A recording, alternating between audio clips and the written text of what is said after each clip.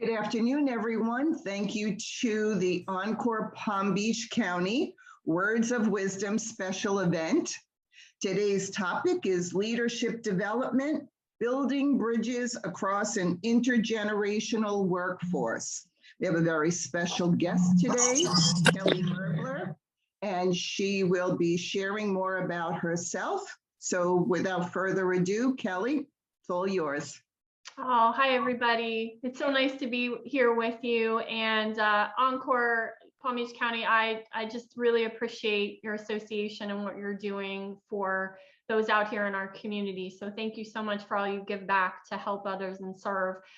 So I do know quite a few people that are on this Zoom call. I feel like it's a friend gathering today. So we're really going to just have a great discussion. And for those of you that we haven't had the opportunity to meet, my name is Kelly Merbler. I'm local here in Wellington, Florida. That's where I was born and raised. So I'm one of the few native Floridians here. But let me pull up a couple interesting things to share with you about myself here, and then we'll get started just so you have a little bit of context. And one thing I'll say is, if you've never been on a Zoom call with me, I love to engage with my audience. I love to have conversation. I relate to a lot of you on here. We've been on so many Zoom calls that it's just overwhelming. So instead of just talking at people, I want to have a conversation with people.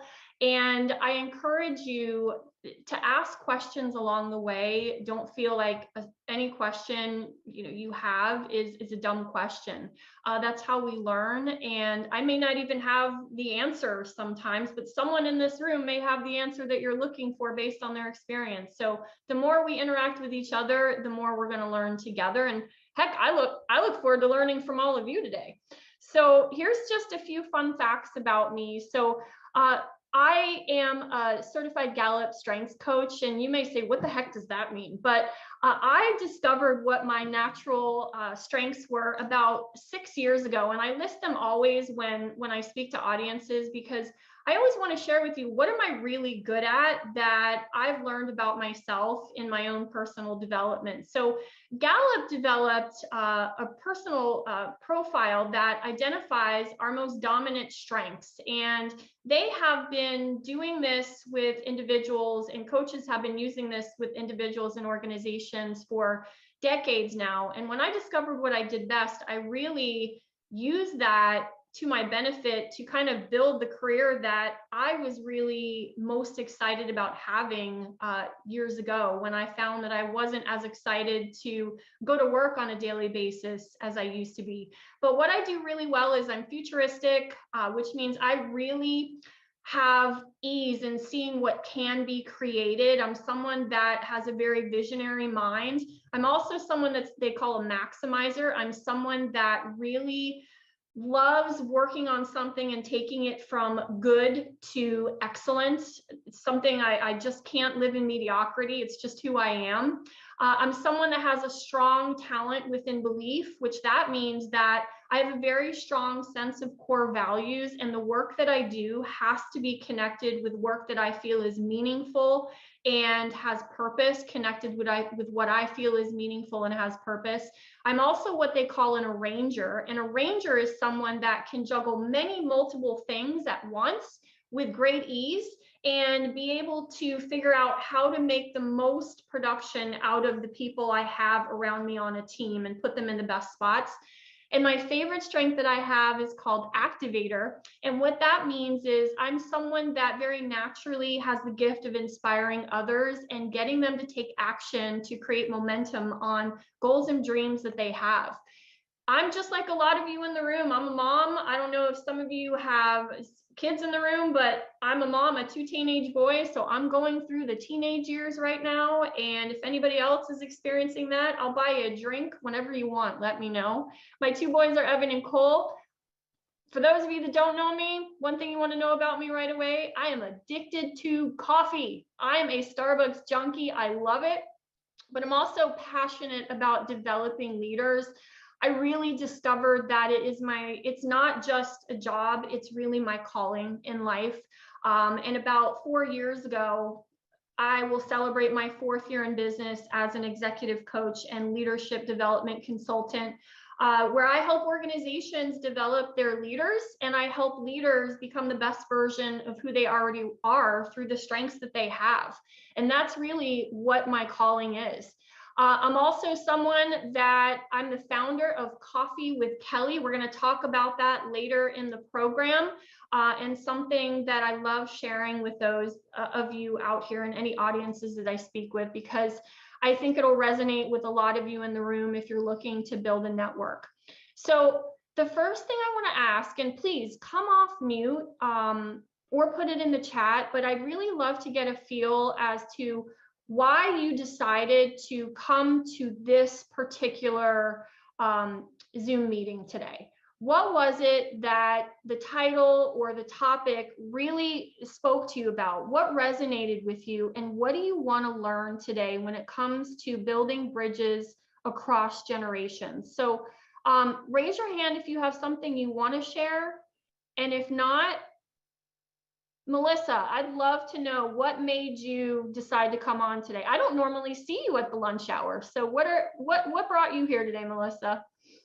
Well, first of all, me going to any morning meetings, forget that. That's not happening at 8 o'clock in the morning, Kelly. So it's good to see you. When I saw your name come up, I'm like, yes, let's see Kelly.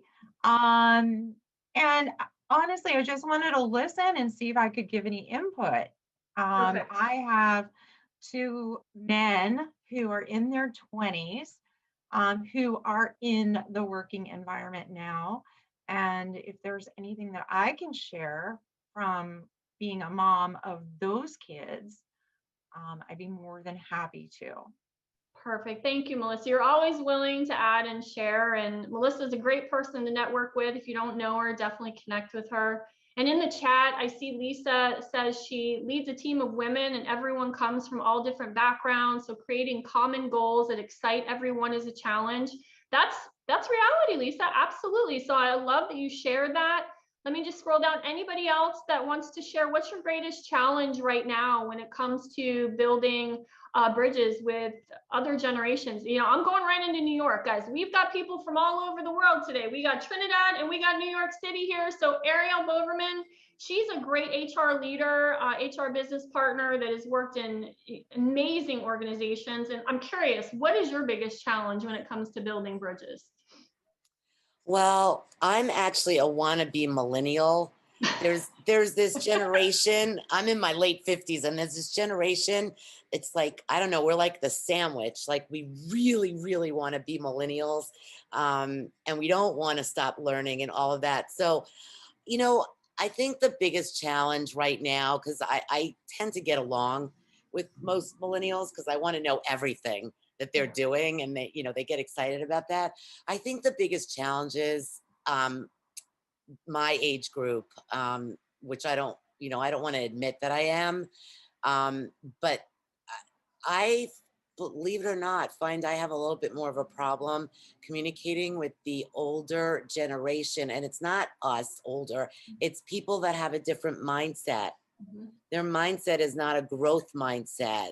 They're not enthusiastic. Even on teams that I've worked on, my last team, we were all over 50, and you could really see the difference in how they did their work versus people, with one mindset versus another. So that's a challenge for me to get past the mindset that is not mine.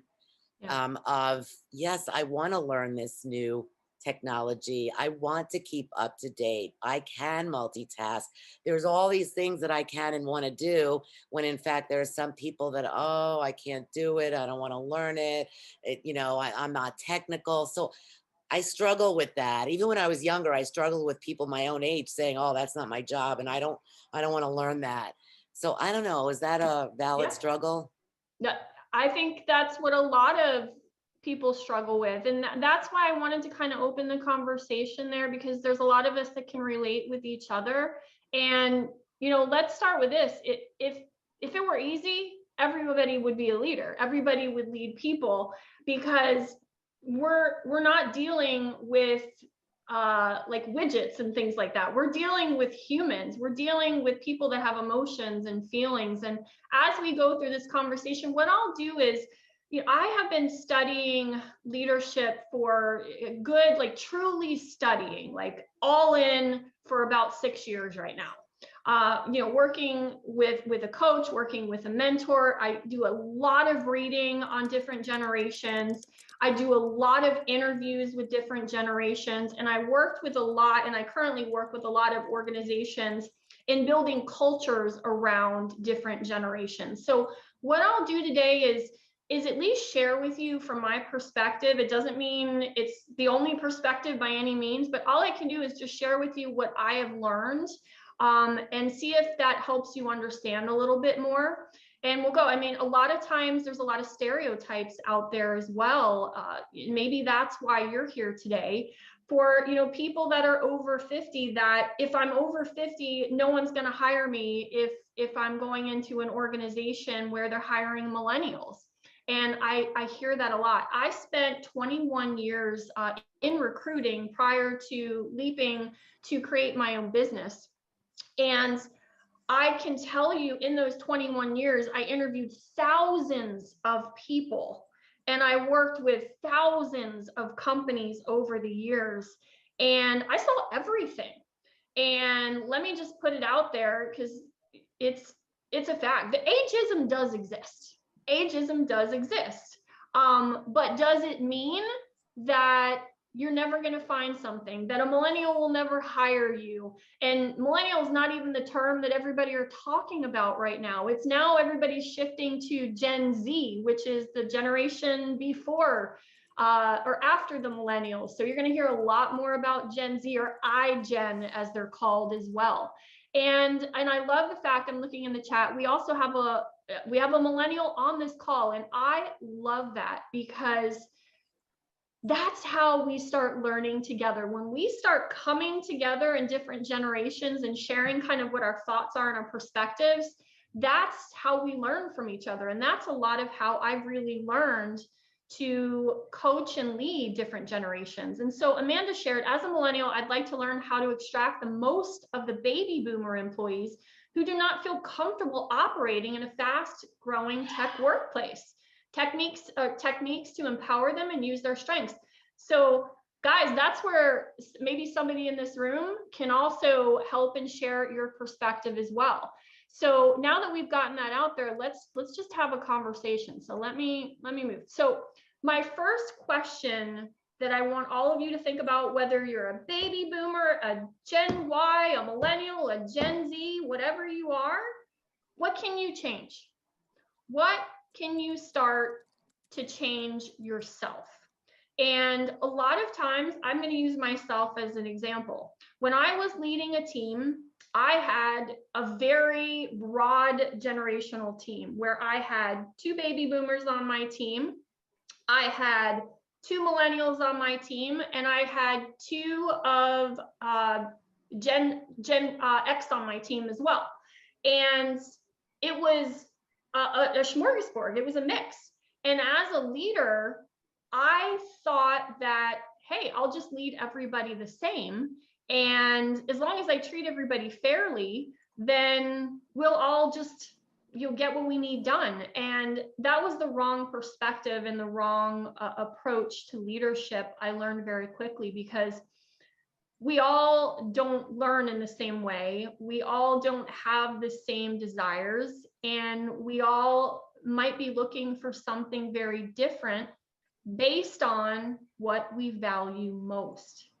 And I always think, and I look back at what my mentor taught me, is, Kelly, you can't add value to people until you understand what they value. And every one of us in here on this Zoom call today, we all have different values, and we all find value in different things based on where we're at in life experiences, or what is most important to us in the life that we lead. And now our values can also shift. So what I valued when I was early in my career, 23 to 20, to 30 was very different than what I value today and why I do what I do. When I was in my early 20s, I was all about climbing that corporate ladder and making the paycheck and going after that job title and getting the promotion. That's in that stage of my life, that's what was really important to me. But as I've grown older and just had different life experiences, that's really shifted for me. So one of the first things I did to change how I led people was I really sat down with the teams that I led. And if you have hundreds of people, you can't sit down with everybody, but with my close reports and the people that I was closest with in the organization that I was responsible for, is one of the questions I learned to ask is, talk to me about what you value. What is it that you really value that's most important to you right now in your career and in your life? And I tell you that because that was a question that taught me so much about the individuality of everybody that I led. And there were people on my team that I would have absolutely assumed that they valued the paycheck. And there were some on my team that I thought valued promotions. And when I sat down and had those conversations and really took the time to learn and understand them, my perceptions were so off. But I never was able to understand that until I had a conversation with someone. So I'm gonna deflect this back to the group here and just be thoughtful. What is it that maybe you can change when you think about different generations? Because I think a lot of times I experience and what I see is it's an us versus them mentality. And these millennials, they're so lazy, they're so entitled, and they never want to do anything. And then the millennials will say, well, the baby boomers, they want to learn, they don't want to learn any skills, and they don't want to be in that fast-paced environment, and they're not looking to grow. But is that true for everyone? Absolutely not. Melissa, what do you want to say? I see your hand. So I will tell you, yeah, when I was younger in the workforce, I questioned authority. It was all about, please. I had that kind of mentality. As I got older, I looked at someone who was younger and had different types of positions and maybe above me as maybe someone I wasn't going to give as much respect to because they were younger. So here I am now, and I can tell you, being the elder, even though I'm not old, of a lot of the group that I work with, just the whole group that I work with, and we work super well together. Why? Because we have an openness and respect for each other. And I think really that's it, to be open and respectful of what each person can provide, no matter what age they are. And because of this, we are openly asking questions. And that's what makes our group a well-oiled machine and why we work so well together. And anyone that works with our company, I mean, it's absolutely transparent because we work that way. So anyone that works with us sees that. So it's not only internal, it becomes an external thing. Absolutely. Right. And it's what you promote is what gets promoted. And Exactly. if you're having open and transparent conversations to ask questions, to understand each other, that communication is a huge part of building bridges with paramount coworkers of any generation. Absolutely. Yeah. Ariel, what were you going to say? Yeah, I was going to add to that. I think we need to stop generalizing this generation and that generation. I don't do that anymore. Maybe I did when I was younger. I mean, you need to treat everyone as an individual, because I will tell you, I had a colleague and she 2 years ago, and she was 30, and she's an HR director now. And people in our group were older. She was the youngest one. She could not get a word in edgewise. All of us in our 40s and 50s, she couldn't get a word in edgewise. She felt she was disrespected because no one seemed to understand. And she was brilliant. And she got highly insulted when people kind of sloughed her off as, oh, you're a millennial. Because just because you're a certain age doesn't mean that you're behaving that age. We all behave different. Look at me. I'm immature for my age. I don't want people calling me a baby boomer or whatever the heck. I don't need that in my life. But I think that if we start to treat people as individuals, and understand what makes them tick. For me, it's know your audience. Yeah. And in HR, we have to learn so much about each of our internal clients. And as people, and how they act and how they interact and how they learn. And, maybe they don't like email as much. Maybe they don't want a voicemail. You need to really try to, I'm not saying pander to, but treat people in the way they want to be treated. Yep. Versus, oh, I'm going to treat all baby boomers the same. I think that there are one-offs though. And unfortunately, and I speak to a lot of those people, especially in our group, Kelly, that, the first thing they say is, no, I'm too old. They don't want me. Yep. Well, if you're a candidate, I don't want to hear that, because you need to focus on why you're a great candidate, not your age. Your main goal is really to get employers to listen to your credentials. You need to show that energy, enthusiasm, and growth mindset. Yep. But there is one last thing I'll say. I have had this, and I'm trying to deny the ageism, so don't mind me. I actually have experience from 30 years ago for 10 years, heavy experience in exactly the industry that I want to go back into now. And I have been told by recruiters to my face, that doesn't count. And I will tell you, I don't put up with that behavior. You do not get to tell me, I don't care if you're Pepsi-Cola, IBM, Virgin Airlines, you do not get to talk to me that way. And I learned that. It took me a while, but now it was that two people told that to me in the last year. I know what I'm going to say now. It may not be very nice, but I'm going to say that is discriminatory, even though, okay, it's just nasty and disrespectful. And I'm not going to tolerate it, because that experience is important to my whole background and what I can offer you as a company. So I'm becoming very militant, as you can see. Ariel, I love you. But that's where sometimes it's about our perception that if we've seen a millennial be entitled, and yes, are there entitled millennials out there? Absolutely. There's entitled baby boomers out there. There's entitled everyone out there. But that's the thing, is what can you change? And maybe sometimes it's just the perspective of understanding that it's not everybody is in a box. And so generations are clues, but they're not a box.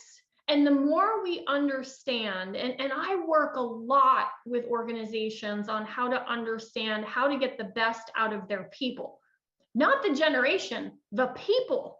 Because if we can understand the person, we can pull out what they value most. And that's where effective leadership comes in. And I'll give you a great example. I was working recently in a consulting engagement where a client, it was a small business, and he wanted me to come in and do a leadership development program for his staff of 15. And he had a high potential employee that he wanted me to spend a little bit of time with. And when he started talking to me about this employee, and the owner is a baby boomer and the employee was a millennial, and I learned this because of how he was describing him. He was sharing with me how he's not a good listener. He doesn't always stop and look at the details. And he goes, oh yeah, by the way, he's a millennial. And I just I don't know if I can do anything with him. And when I hear that, it's just like, I'm like, you're your worst enemy. You're in your own way. Because, and the same thing with millennials that would say the same thing about a baby boomer, that they don't want to grow. Well, let me tell you, I know a lot of baby boomers that are busting their butts right now, investing in coaching and investing in learning technology and getting out there and networking. And let me tell you, they're putting a lot of other people that are sitting around doing nothing, just waiting for things coming to them, to shame. And that's what I'm saying. We've got to be open-minded in how we approach this. So I love this statement because I think it speaks to everything that we're saying. There's a lot of communication that goes on out in our world, and sometimes people want to be communicated to differently, but everyone communicates, but few connect. And when we're looking at developing employees, when we're looking at job transition, when we're looking at maybe you're a baby boomer that wants to start a business, this can relate to any of us. This is not just in leadership development. If we want to communicate what we do best, or what we want to do, or the job that we want to pursue and try to get an interview into, we can only communicate so much, but it's the connection that truly will open the door for someone to be willing to have a conversation with you. And I watch it over and over again. I hear it over and over again. Well, I've applied to all these jobs and I'm not getting any calls, and recruiters aren't, doing anything. But I always ask, well, what can you change? Are you actually out there networking and connecting with individuals and asking people that know other people if they can help make introductions? I see this weekly. There are so many people out there in our own community, sitting here in West Palm Beach, but all over the country, that are willing to help others. But a lot of people are just not willing to ask for the help either. And a lot of people that I see in all generations, but I do see a lot more of it in the baby boomer generation, very honestly, is they silo themselves and they don't look to get back into a networking type of situation, and they try to do everything on their own, and then they find themselves defeated. And so I start this conversation with, it's a lot about the connection that you're building with the people around you, because somebody knows somebody that you need to know. Somebody knows somebody, but it's going to take work.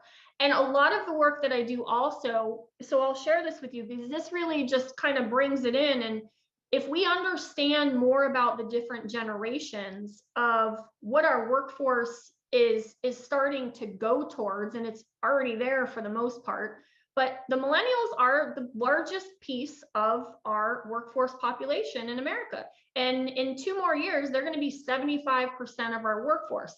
Right behind that, we've got Gen Z coming in, and the baby boomers are retiring and graduating out, but we have many baby boomers that still want to work and they want to be a part of something. They love working. So what's the difference? And let's understand what the different perspectives are. So Gallup, who I told you, this is where I did a lot of my research and I work alongside of a lot of times. So I love their data, and Gallup has great data on different generations. So if you ever want to gather data, that's a great place to go. In the past, where it was, my parents' generation, which baby boomers, they were really focused on getting that paycheck to support the family. And what the millennial generation that has been discovered through research and lots of data and lots of surveys that have gone out all over the world and analytics is the millennial generation is very connected with having work that they feel they have a purpose, that they're going to work and they're a part of something. So those are the 2 different viewpoints that Gallup uncovered. in the past, my parents were all about going to work and being happy in the job that they were in and, you know, being satisfied. And in the future, and now with millennials and Gen Z, they're focused on, they want to grow, they want to learn. And I can tell you from managing and leading teams within this generation, that's absolutely true. They're always asking, where can they learn something? How can they pick up another skill? And as a leader, we have to understand that if we're not willing to help them grow, we have to be willing to let them go, because they're not going to stick around if they're siloed in one area. That's going to be important to them. And in the past, it was all about having a boss. But now generations are looking for that coach and that leader that's willing to work alongside of them and give them not just annual reviews, but ongoing conversations where it's not the 1 hour meeting once a year that we all looked forward to in our career back then. I remember that. I always got excited about my annual review. I was so excited because I wanted to know how I was doing. But now it's more of the quick hits, you know, the 5-minute check-ins on a weekly basis, and maybe the monthly one-on-ones. That's what the younger generations are responding more to. They want that instant feedback. And think about this. Why? We've created this environment. This is what they've grown up in. They are used to the instant gratification of what they get through technology. And so sitting around and waiting for feedback, you know, for months and a year, that's not the environment they are accustomed to. So we, as a world, we've created this environment and this culture. And you have to remember, we didn't grow up that way. And so we may not understand it, but that's the environment that they grew up in. I look at my boys who are 13 and 15, and they're in Gen Z. They will never know a time that they didn't have technology. They will never know a time where there wasn't social media. They will never know a time where there was no TikTok, Instagram, Snapchat, all that stuff. It is all digital in how they have grown up. We didn't come from that. So it's an adjustment for all of us, but we have to understand it's a product of the environment they all grew up in. And in the past, I used to always focus on what I could do better. But in the future, and now the generations, they want to know what they already do well. And Lisa, I think you asked a question. So Lisa, where are you? Come on in. You are asking, as a millennial, how can you engage more with baby boomers to help with their strengths? Was that your question, if you're still there? I don't know if she's still there or not. But that's one thing I will tell you, I'll share, is when I was leading different generations, when I really understood what each individual was truly and naturally good at, and I didn't just assume that they needed to be focused in one area, but I really took the time to understand what their true natural strengths were. And I did that because that's where I started getting involved in understanding my own strengths. And the more I learned about myself, the more I uncovered, wow, I really don't know as much about myself as I thought I did. And I thought if I was good at something, that meant I had a strength. But you know what? There were a lot of things I was good at that I hated doing. I didn't want to do those things. But nobody took the time to ask what I really enjoyed doing that I was also good at. What fired me up that I was also good at. And that's where, when you're leading all generations, take the time to understand not only what people are good at, but what also fires them up that they're good at, because that's what a true strength is. I'm good at a lot of things, but if I don't enjoy it, it's actually a weakness. And a lot of times in the past, it was just about having a job. And our future generations, they want that life. They want to have the balance. They want to have flexibility. They want to be able to work in the hours that they wanted to work. because they feel they can get more done the way they do it. So I'm learning more and more when I interview more and more people, what's most important to them. And these conversations have taken a lot of time. And everything worthwhile is uphill if we want to learn how to have those connections with those different generations. And how do we connect? So I see a lot of chat here. Let me just come in for a second. Yeah, Ariel, they've never seen a payphone. That's so true. Very true. Let's see. Here's Amanda. I've learned that setting clear organizational goals is a must, but also understanding that not everyone is going to get that. That's absolutely true, Amanda, because think about it. We all learn differently. And this is where it goes back to having those individualized conversations as a leader or as an individual, just to understand more. If you're in the job search market right now, and that speaks to you, and you're finding that you're interviewing with more of the millennial generation, the ones that are hiring and doing the interviews, what are you doing to understand more about what would set you apart in those interviews? What are you doing to find a connection that maybe educate you more on that person's background, or something that they would really love to understand more about you that you bring that's valuable to the organization? So let me scroll down here. Lisa, let me ask you, because you were the millennial that came to the conversation, and I love that. So you had asked a question about baby boomers. What is your biggest struggle when it comes? Are you leading baby boomers, or what is your situation, Lisa?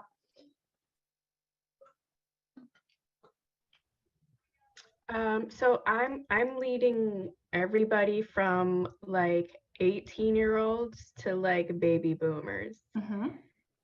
So, and I do see the struggle with some people like, well, that's just not for me because that's technology based. So I just like, I'm no longer going to succeed in that aspect. Like, just don't talk to me about that part of the job because, you know, I'm just not going to do it. And then there's,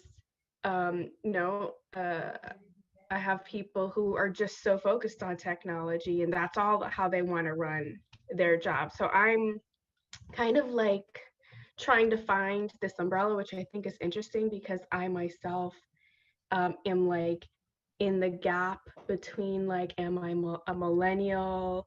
Am I not a millennial? Like, I'm kind of like on that like pre-millennial, like technically I'm a millennial, but I don't feel a lot of the ways where I feel like, hey, I should fit into this box as a millennial. So I think it's really interesting because I can understand the struggle for everybody to try and communicate or to feel the same way. So I try to empower everybody to do what makes them feel comfortable, and also stretch the fact that without stepping outside their comfort zone, there's no growth, right? Mm-hmm. So if you want growth in your profession or your position, there's got to be a little bit of uncomfortableness, but trying to give them tools where they, like small bites of tools where they feel like they can grasp it and understand it. So it's just almost at days I'm like, so what's the challenge today that I'm going to take on, and who am I going to take it on with? But I do totally agree with you that it has to be individual conversations. I tried a lot of time kind of like mass, like the megaphone voice, and it's the megaphone voice isn't working when it comes to trying to get different generations, or not even generations, but backgrounds or ideologies to communicate with one another. Yeah. And see, this is, Lisa, that was beautifully said. Thank you so much for sharing that. Because as leaders, see, we're all dealing with the same thing. Like, you're dealing with how to figure out how to have all the generations come together, as, let's just say that you are in the millennial generation. And then we have people on this call that are struggling with how to figure out how to get millennials in the conversation that are from the so-called baby boomer generation. So we all have the same issues, and it's clearly across the board. This is about understanding the individual, because we all have different needs and values, like I said, but leaders typically that I find that aren't successful are the ones that assume everybody fits in that box. And the ones that I see that are successful are the ones that take the time to understand the person and what does inspire them, what does motivate them, what is it that they wish they could do more of in the job that they are paid to do, how would they like to be led. You want to know how you're doing as a leader? Ask the people that you lead. That is a question that will give you a lot of answers you may or may not be ready for. But if you want to learn what the people you're leading for need, that's a question that will get you closer to the pot of gold.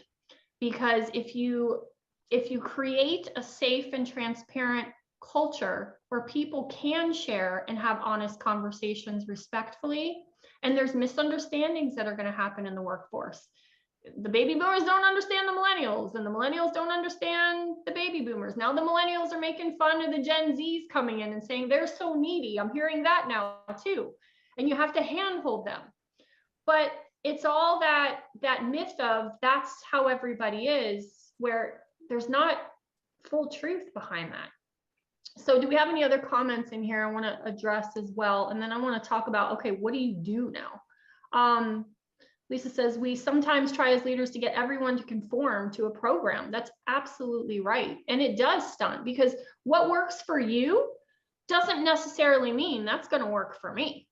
And I have to learn. That's my job as a leader, is to adjust and help compensate for the area that you need my support in most. Now, for those of you that are on this call that, let's say you're in job transition, or you are looking to get out there and connect with people to help you open up those doors, I am a huge proponent of not networking, network giving. And I created that word, I don't know, probably 3-4 years ago, because I think there's a big misunderstanding in what networking is. And I don't care what generation you're in. If you're not out there network giving to others, you're missing a huge opportunity. Because a lot of people, and I see it within job transition and I see it within leadership as well, is we're not reaching out to the people that can share experiences with us. And how can we offer to support or to help someone else that's within our community or in our network to help them get where they want to go? A lot of times it's just about, oh, who can I meet on this call that has influence, or who can I network with that's going to open that door for me? But what can I change about myself to change maybe how I'll get into the door of an opportunity, whether it's to get you another opportunity within your business, or an opportunity to put you in front of a client, or an opportunity to get you an interview. What are you doing to help serve someone else, or volunteering to give back, to get connected with other people? So that's one thing that I'm a huge proponent on. And I look at it in this room, every one of us has a tree in our backyard, and visualize this. Every one of us has a tree in our backyard. And whatever that tree stands for, is it getting a job? Is it becoming a better leader? Is it building a business? Some of us are going to have bigger trees than others, but every single day, our job of growth and development is to chop at that tree every single day. And what are we doing to help create the connections that will help us get farther in whatever journey we're on, whatever that may be? But that tree might be bigger for others, because maybe you're just getting started and you are just getting out there to find work again. Maybe you are just changing your perspective of, oh my gosh, I really do need to start networking. Maybe it's you are just getting into a leadership position and you want to learn how to connect more with people. And here's some questions. I put these together for you.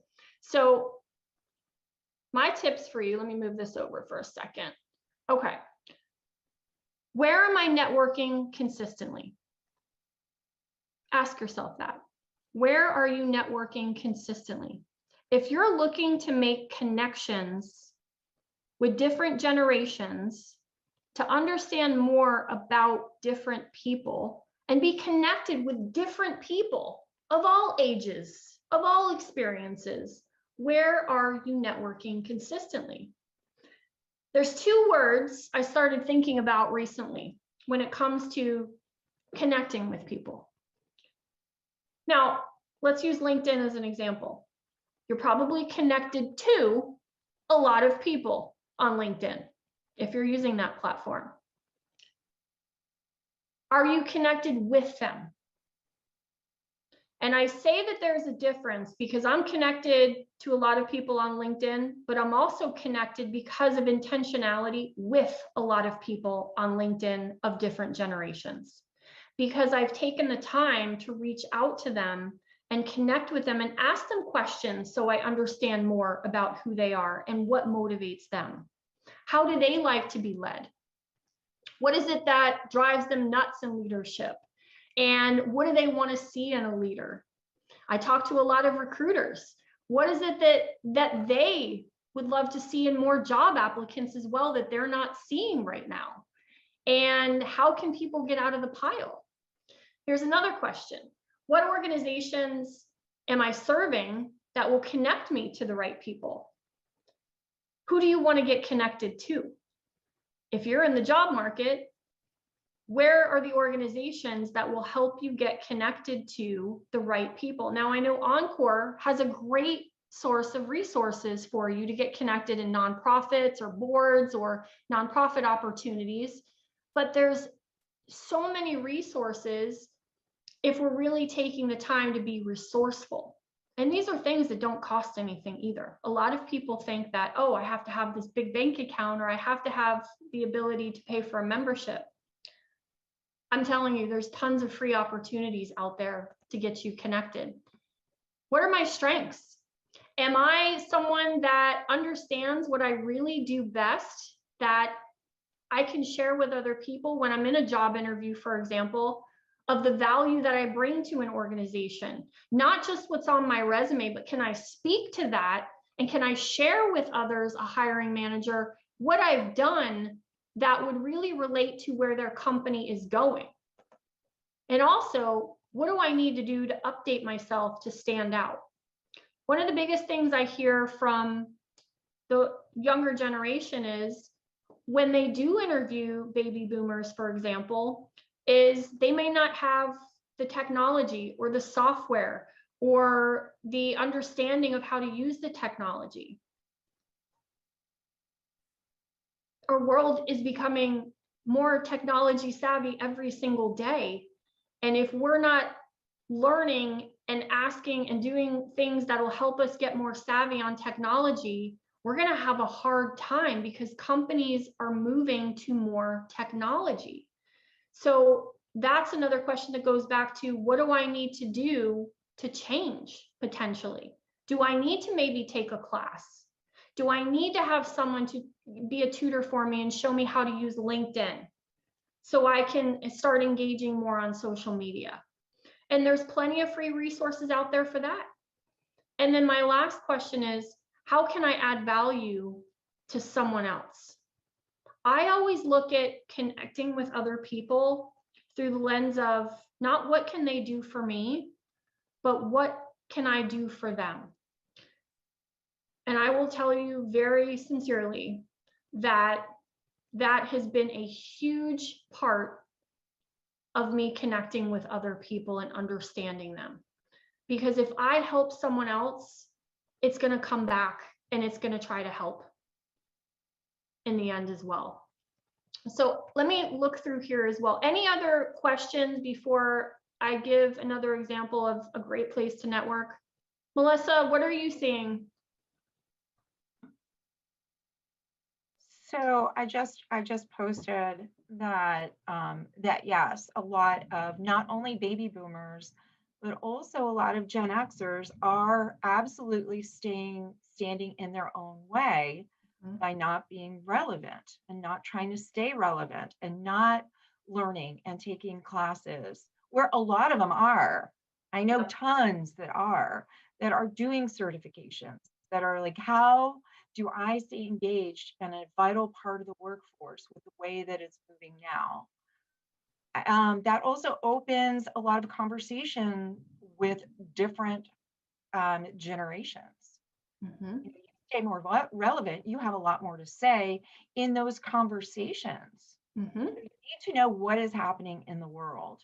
You need to know what is relevant to what you want and how to get it. So I think that that's hugely important. Mhm. Yeah, and is it easy? Absolutely not. Is it uncomfortable? Absolutely. Trust me, when it came to learning how to do Zoom, you would have thought I had a major panic attack going back to last year, because I'm a Gen X and I didn't even know how to use Zoom. But I'm like, if I want to be relevant and I need to shift what I'm doing, I better have someone show me. And so I just reached out to my network and I just said, hey, who knew Zoom? Who can help me understand this? And on a Sunday afternoon, someone that was a friend of mine said, hey, I use it at work all the time. I'll show you. So it's being comfortable with being uncomfortable and asking questions when we need help. If we're stuck in job search, hey, don't be afraid to say, hey, I'm stuck. I'm not getting anywhere. I need to see if there's something advice you can give me. I'm willing to listen. I'm not getting interviews. I'm just truly feeling defeated. And that is honestly, for those of you that don't know me on this call, this is one of the reasons I started what my other online platform is called Coffee with Kelly, is because when we transitioned to COVID and we went virtual, I was scared to death. And I wanted to create a platform online on Zoom because I knew that's where I needed to be, that would allow people a safe space in job transition that had been laid off, or in business that were struggling with everything that was, happening in the world, and just to offer hope. So I started this virtual coffee shop called Coffee with Kelly a year and a half ago. And it was just an idea to bring people together. And I'm proud to say it's still going a year and 5 months later, where we're meeting, every Monday and Friday. And a lot of times we'll do special events and things like that, just to help people that want to learn how to connect with other people. It's the simplest of ideas that kind of just took off on its own and just blew up. And in Coffee with Kelly, some of you on here, you're part of what we call the Coffee with Kelly tribe. You can share, like, you've seen what has happened. We have plenty of different generations that are sitting in our weekly catch-ups where we're learning from Gen Z. We're interviewing them. We're bringing them in as a speaker and saying, hey, tell us what we need to know about you. I'm struggling with leading you, or I'm struggling with how to go through an interview with you. What's relevant to you? What do you want to know? And we're interviewing baby boomers as well and asking the same questions, like, what's important to you? What is it that you need us to understand so we can connect more?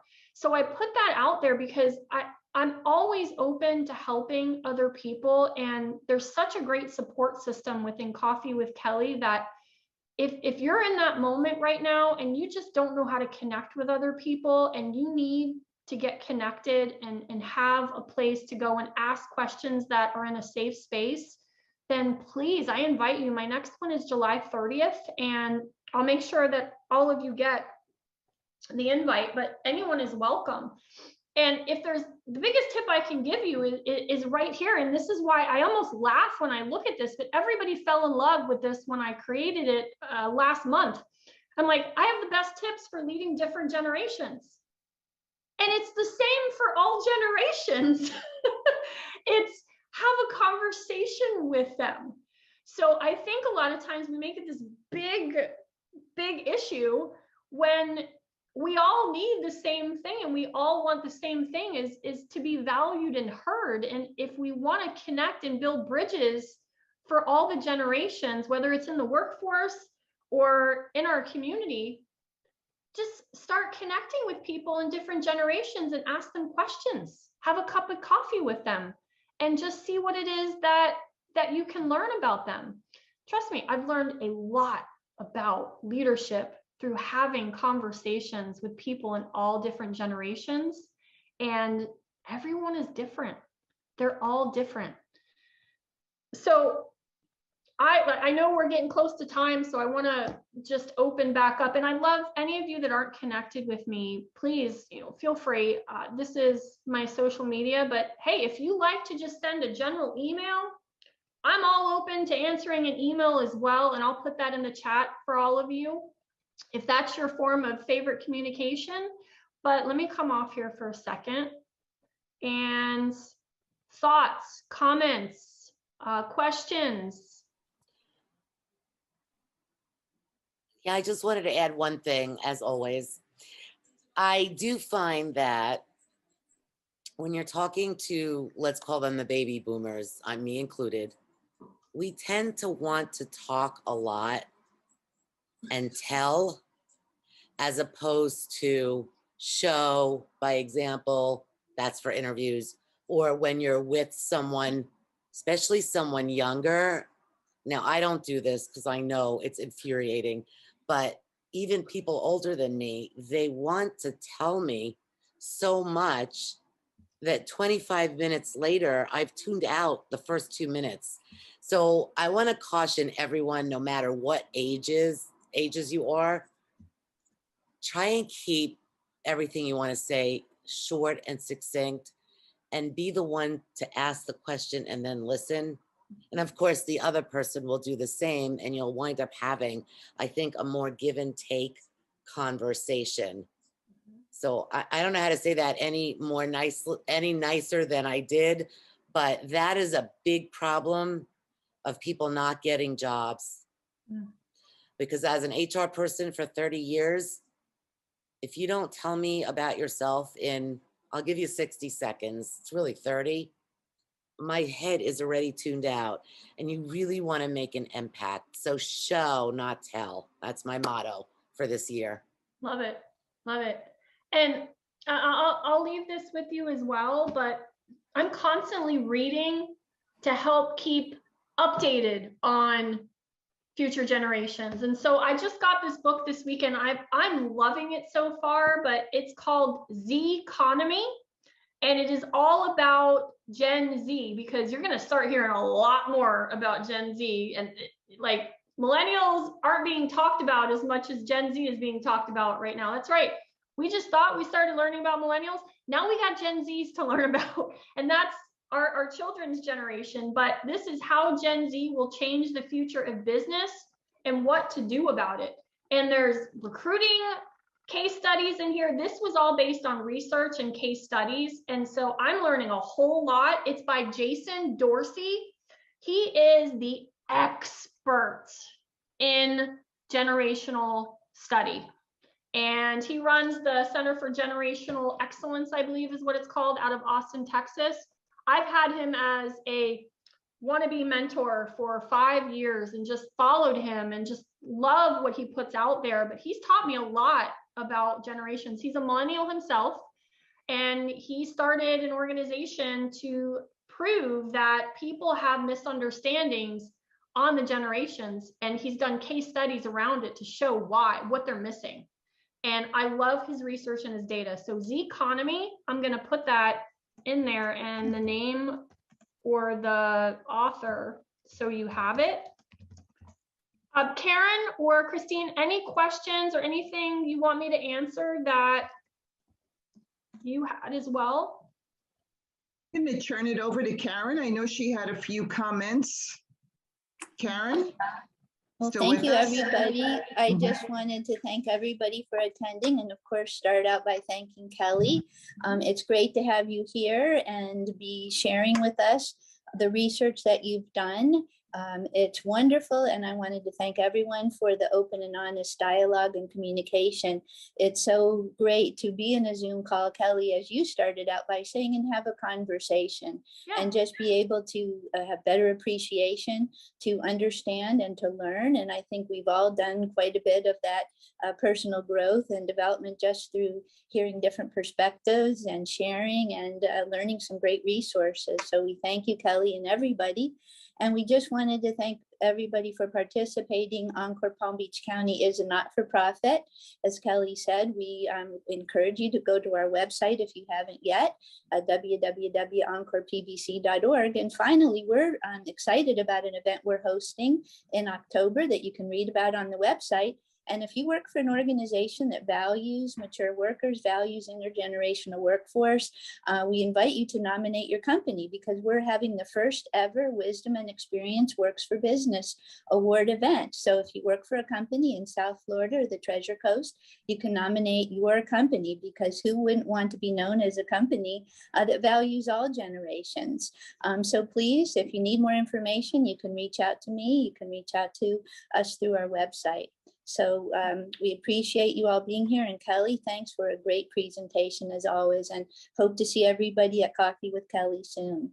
Yes, July 30th. That is when the next one is. I took a little bit of a break, but July 30th is next Friday. And I just put a challenge in there as well. So the first person that tags me on a post on LinkedIn and says, what was their greatest takeaway from this conversation, gets my inspirational quote deck. There are 40 original quotes that I've written that I put in a quote deck to inspire people. So be the first one. I'll be looking and you'll get my quote deck. I'll send it out to you.